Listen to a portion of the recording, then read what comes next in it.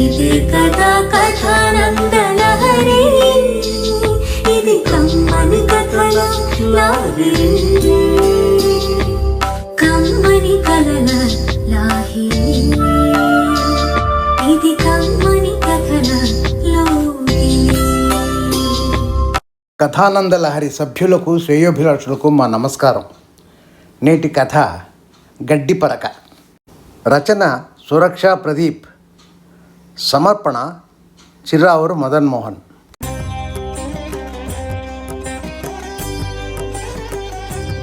రాణి madam అంటే తెలియని వాళ్ళు ఎవరు ఉండరు ఆ స్కూల్లో. గత 10 సంవత్సరాలుగా ఆమె బెస్ట్ టీచర్. జంతు శాస్త్రంలో ప్రతి సంవత్సరం ఆమె పిల్లలకు 100% ఎందరో శిష్యురాళ్లను తయారు చేసింది. ఆమెను అలాగే ఫాలో అవ్వాలనుకున్న వాణి ఆమెలాగానే తయారయ్యి భవిష్యత్తులో ఆమె ఒక జువాలజీ టీచర్ అయ్యింది.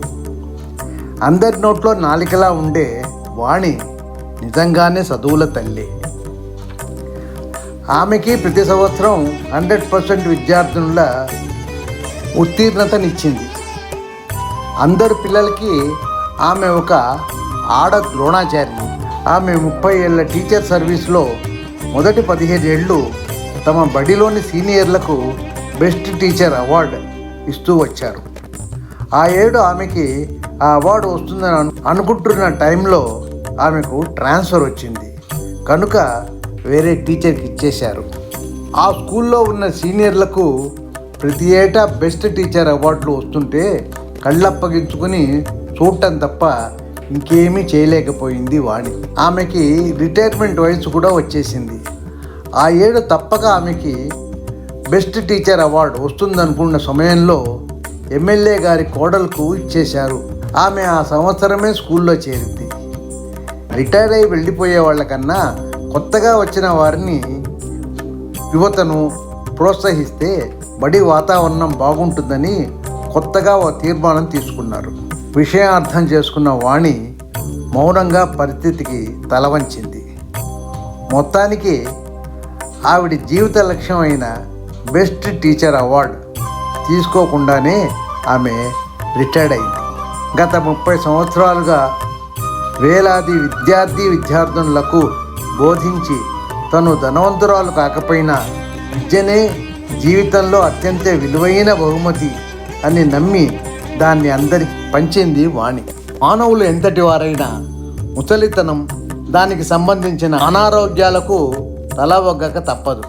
వాణి ఒకరోజు తీవ్ర అనారోగ్యానికి గురి అయితే ఆమెను తెలిసిన వాళ్ళు కొందరు అక్కడి ఓ ప్రైవేట్ హాస్పిటల్లో చేర్చి వెళ్ళిపోయారు. చికిత్స ఖర్చుల గురించి ఆందోళన చెందుతున్న మంచంపై ఉన్న ఆమెను చూసి ఓ మహిళా వైద్యురాలు అన్ని టెస్టులు చేసి చిరునవ్వు నవ్వుతూ, టీచర్, నన్ను గుర్తుపట్టారా? నేను మీ పూర్వ విద్యార్థిని హేమను. మీరు నేర్పిన జువాలజీ పాఠాల వల్లే ఇవాళ నేను డాక్టర్ అయ్యా అని చెప్పింది. వాణి కళ్ళల్లో ఆనంద బాష్పాలు.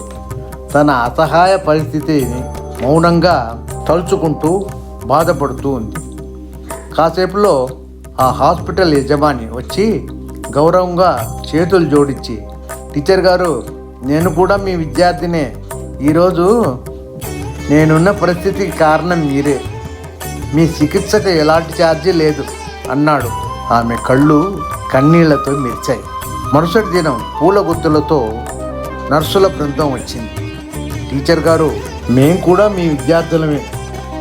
మాకు మీరే ఈ సేవాభావాన్ని నేర్పారు అన్నారు.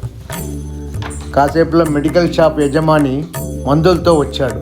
మందు గురించి అడిగితే, చిన్నప్పుడు మీరు నీతిని నిజాయితీని నేర్పారు. ఈ మందులకు డబ్బులు అవసరం లేదు అన్నాడు నవ్వుతూ. ఆరోగ్యం మెరుగుపడి వాణి ఇంటికి బయలుదేరింది.